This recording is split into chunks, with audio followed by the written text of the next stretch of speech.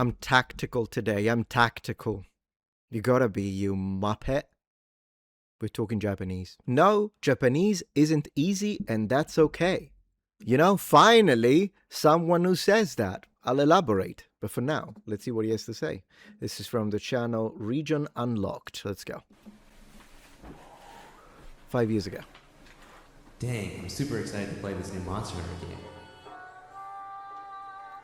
Man, the Japanese vibe in this game are really strong.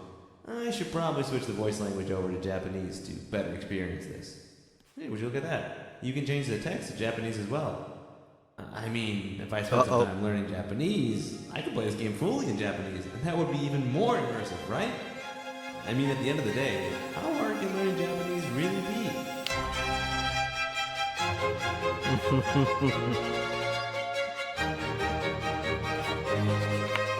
Bro, that takes me back to university time. Oh, was it Minna no Nihongo? Yeah, it was Minna no Nihongo. That was one of my textbooks back in the day.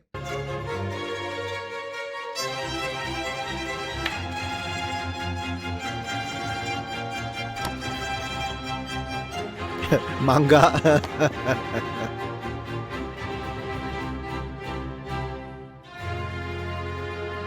Japanese is hard. He's absolutely right. Fantastic start. I gotta find it funny that he has got a futon. You know what? For the futon, I actually hated it. I freaking hated it. I had to sleep in one when I was in Japan for about 6 months, which meant I couldn't really sleep well up until my boss, Japanese boss, said, "Oh, you don't really like the futon, do you?" I'm like, "No, I don't." And he bought me a bed. Okay. So you want to learn Japanese. Or maybe you've been studying for a while and you've hit a wall. So you go on YouTube and you look up some videos on how to study Japanese. And He's got the keyboard. you see things like this.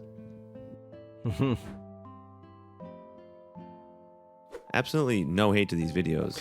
You should hate those videos. I learned Japanese in 3 months. Seriously? It's easy. Here is how. Click me. 463,000. Yeah, you should hate those videos. So, okay, he's being nice. So he's not going to hate the videos.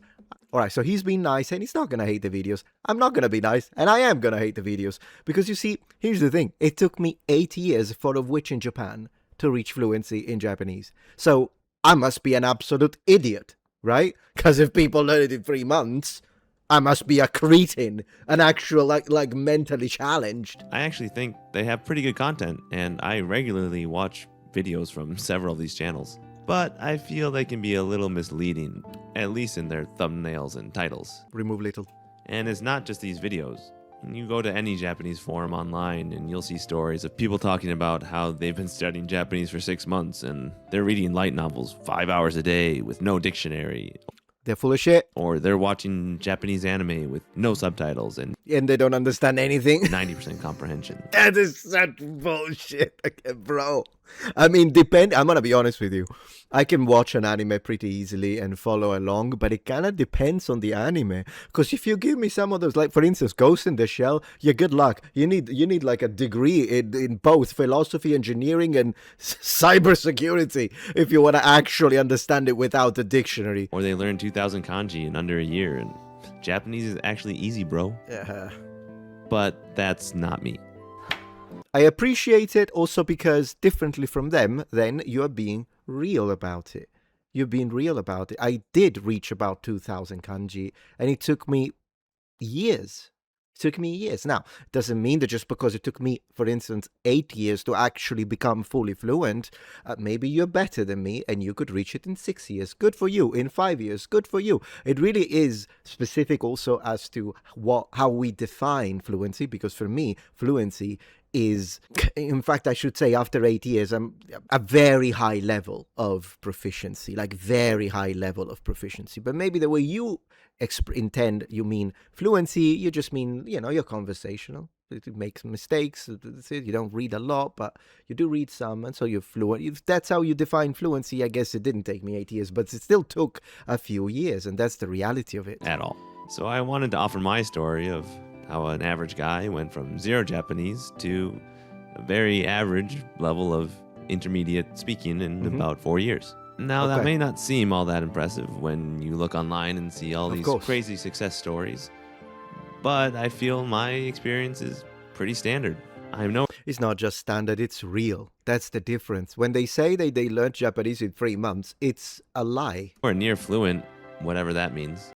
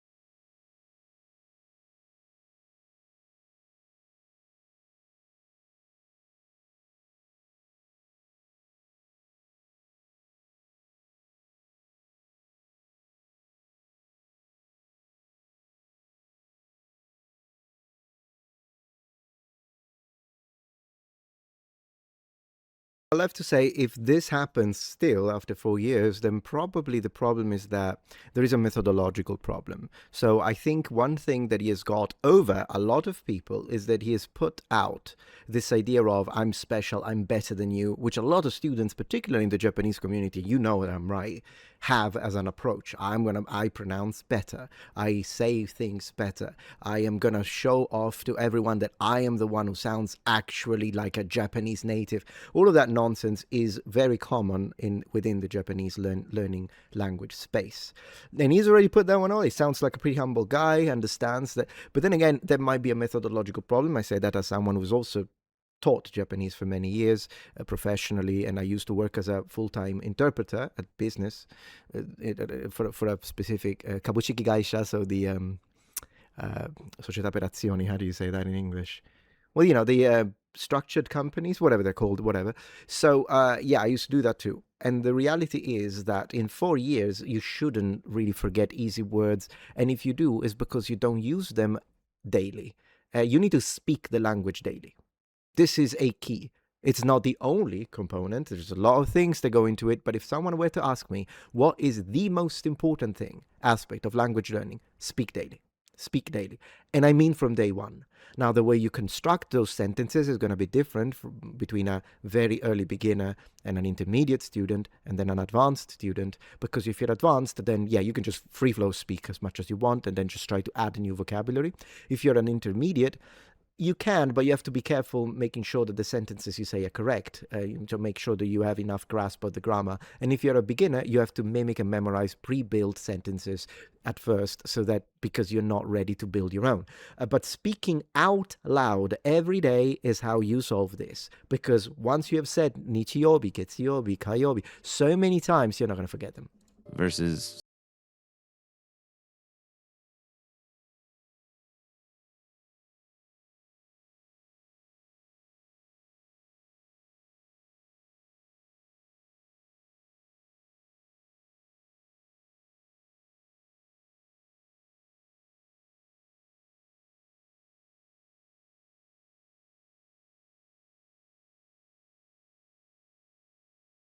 Maybe next time, the music a touch lower. I made that mistake 30 times. and a lot of those who are already fluent online saying, yo, Japanese is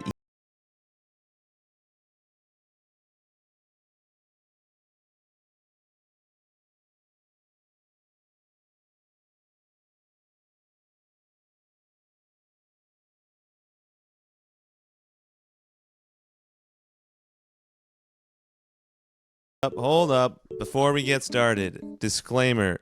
This is not legal advice. This is simply my opinion and what worked for me. Oh, be nice in the comments. Oh, goodness gracious. I guess he's got some of those, hasn't he? It might not work for you. It might be doo-doo advice, but hey, it worked for me, so I want to talk about it. Alright, back to the video. Everyone has a reason for wanting to learn Japanese, whether that be anime or manga or Japanese culture or... What is Animal Crossing? Okay, it's anime. At least for 90% of people, anime is going to be the gateway into learning the Japanese language. Okay, let's say you're still a little baby on your Japanese journey. So where do you even start? Step 0, let's go. Crush Bandicoot is step 0, guys. First, you need to learn the alphabet, or alphabets. All 3 of them. Yep, 3. That means we're learning kanji. Well, yeah, kanji's not first. No, hiragana and katakana, you can get it down in a couple of weeks. That's usually part of how you learn together with vocabulary and speaking. I wouldn't say first you need to learn the kanji. Maybe I'm misunderstanding him. But before that, you gotta learn hiragana and katakana. To learn the basics really isn't too hard, and if you put in consistent effort for a few days, you should be able to get the basics down fairly easily. Outside of a few exceptions in katakana. Man, I don't like katakana. But that's a video for another day. True. Or check out Lazy Fluency's video on the topic. It's got some good info. I highly recommend Tofugu's system for learning the kana, as their mnemonic system can really help it stick. And to really solidify the kana, I recommend being able to write all of them from memory. Being able to recognize them is one thing, but being able to recall them from memory and write them will really help solidify them in your mind. He's absolutely right, 100%. Oh, also, once you get your kana down, no more romaji. No, romaji out. All my homies hate romaji. Romaji. You gotta extend the O, but the pitch was fine. For real, never use it, ever. I'm watching. Alright, you got your kana down, and you're feeling pretty good about yourself. Time for the big leagues. Kanji.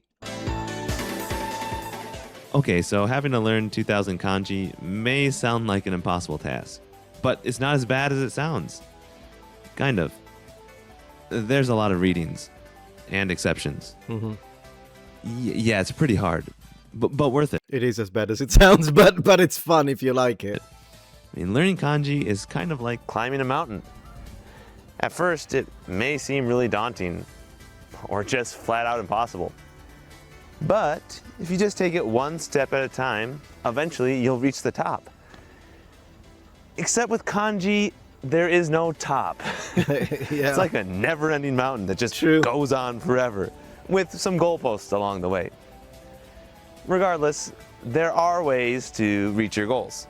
And the main thing with kanji is to just start early. Yes. Because when it comes to kanji, it's really just a numbers game. As in time.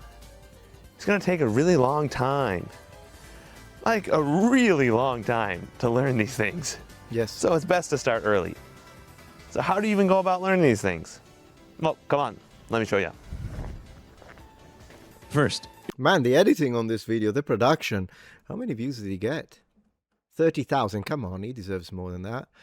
One thing I wanted to say is, for the analogy of the mountain, I agree. Interestingly enough, though, while it's correct that it is no peak, but the end, because they never end really, but when you could consider that maybe you do want to reach one of, while the mountain keeps going, there is a section which is the 2000, the alphabetization, plus you can add another few hundred if you want to go into academic language, that once you reach, you are already able to see the gorgeous scenery that you can imagine that you would want, that would sort of push someone to climb the mountain, even if there is still mountain going up, but you have reached where you want to be. So that is reachable. And the other thing is that, believe it or not, after the first 800 to 1,000 kanji, then it's less steep, because a lot of the kanjis repeat, and a lot of the combinations, it's like, it's not, oh, look at this word, it's 2 kanji, but I don't know anything. Now, oftentimes it's like, but I already know one of the 2. Or maybe I know both. It's just that I didn't know that in this combination, they mean this other thing. And so, in other words, it's very steep for the first few hundred kanji, all the way up to 800. But then it actually gets easier. For the climbing gets easier. Or we could say you have built so much muscle if you want to continue the analogy, because you have acquired these kanji, that then the rest is actually easier. You're going to want to use an SRS, or a spaced repetition system. Right. Sounds complicated, but really it's just a system for your brain to optimally be able to remember things. That one, the scientific one, is debated. So maybe let's not fixate on the spaced repetition system with that specific curve. You don't have to be specific, like, oh, it needs to be after this number of hours or this number of days. Don't worry about that. Just when you're getting close to forgetting the word, repeat it, review it. I personally use WaniKani for all my kanji study. Cool. But it can be kind of expensive, so I also recommend free resources such as Anki. However you choose to learn your kanji, the main thing is to not study them in isolation. And what I mean by that is learning kanji in isolation can feel meaningless, frustrating, and like a waste of time. There's just way too many readings to try to remember every single reading. Oh, yeah, no, it wouldn't mean he's absolutely right. If you take this and you start reading all of these, you're learning absolutely nothing. You're wasting your time. Might as well just turn on a video game and play at this point and switch it into Japanese, so it's even better. No, the reality is, as he says, you need to see this one used in a sentence that makes sense to you logically, and then try and use that sentence in a context that makes sense. Yeah. For every single kanji. There's a better way. We want to focus on context. So put most of your time not into studying the individual kanji, but the words that the kanji make up, or even the sentences the kanji are used in. Once you get enough kanji under your belt, something important happens. Immersion becomes survivable. Not easy, not fast, just possible. Yes.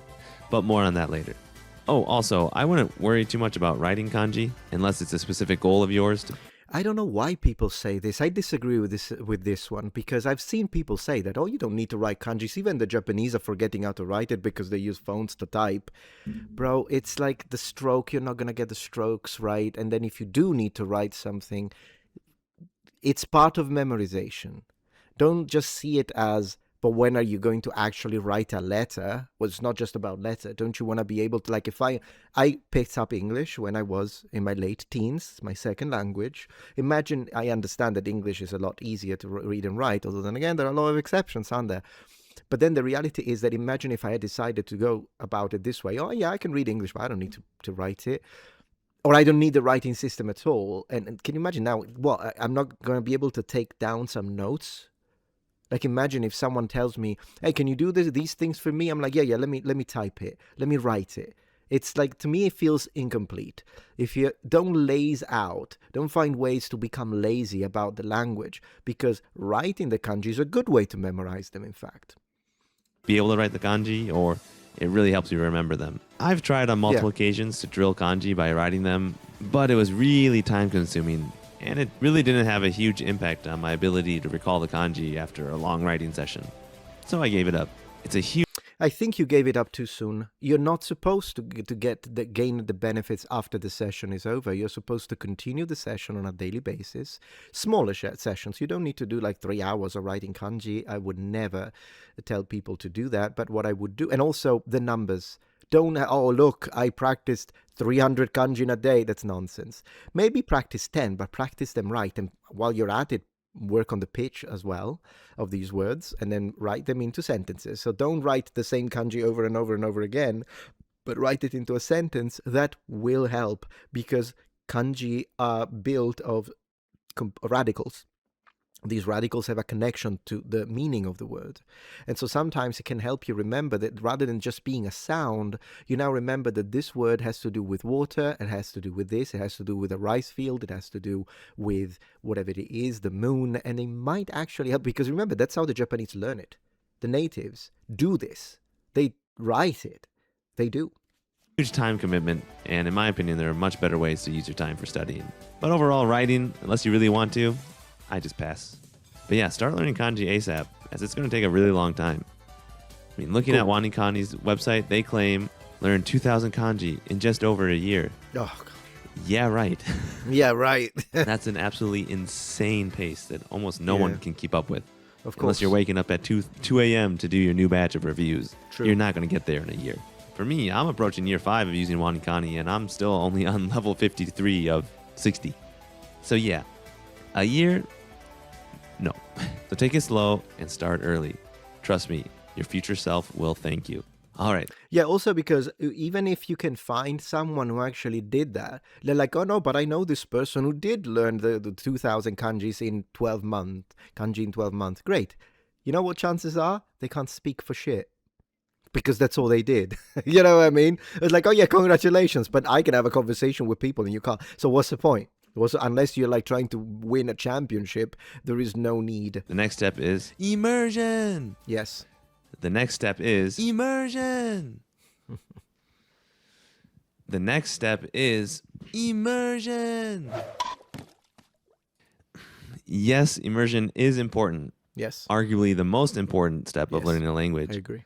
But that being said, I still think it's necessary to get a basic foundation of the language laid down before jumping headfirst into immersion. Crazy, I know. I would agree with immersion in the country.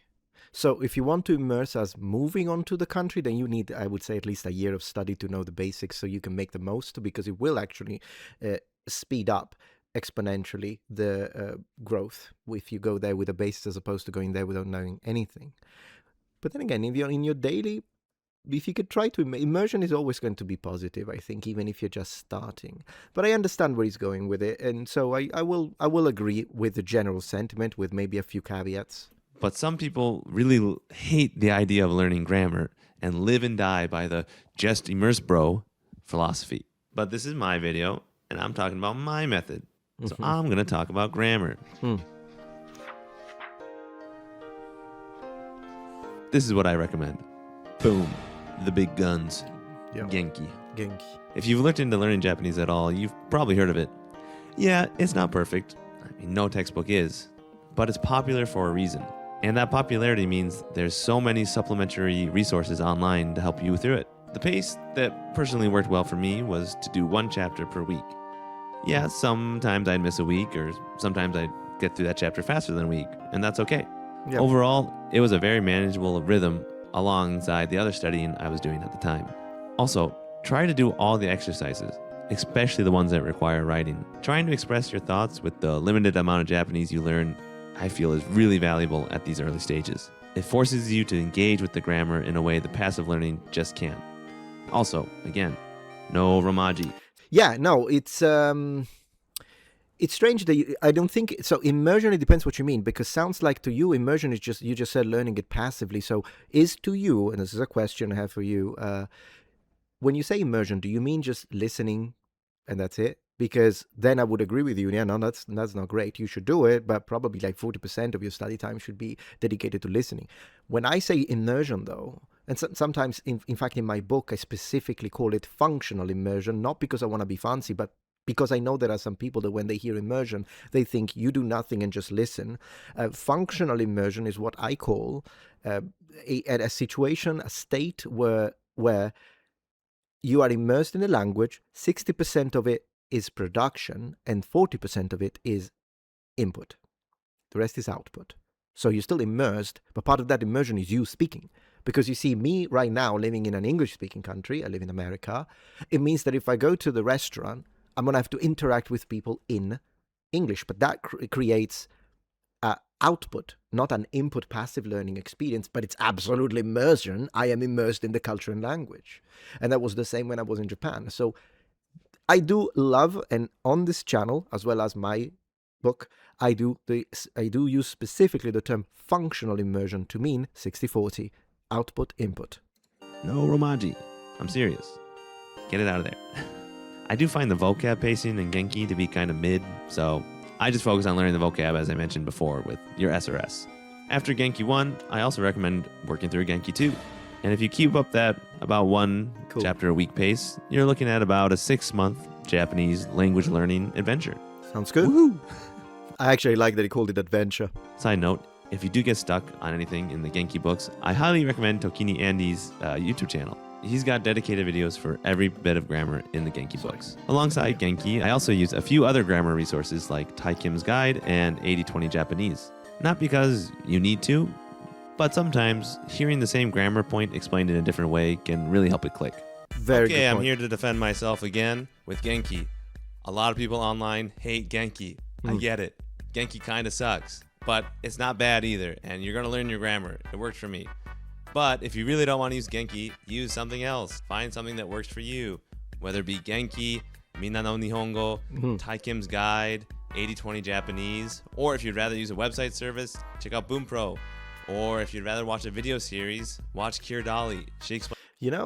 There was what book did we have at university when I was majoring in Japanese? The Minna no Nihongo was one of the supplementary textbooks. The main textbook was Japanese for college students. It was pretty good, from the International Christian University, and it was curated by, in fact, one of my teachers. The only thing is that it kind of requires, in my opinion, you can use it, you could go through it if you want, but it's kind of designed around the idea of having a teacher or a tutor that actually follows along and explains things further and brings them further. But it's not bad. I still own one. In fact, let me grab it very quickly.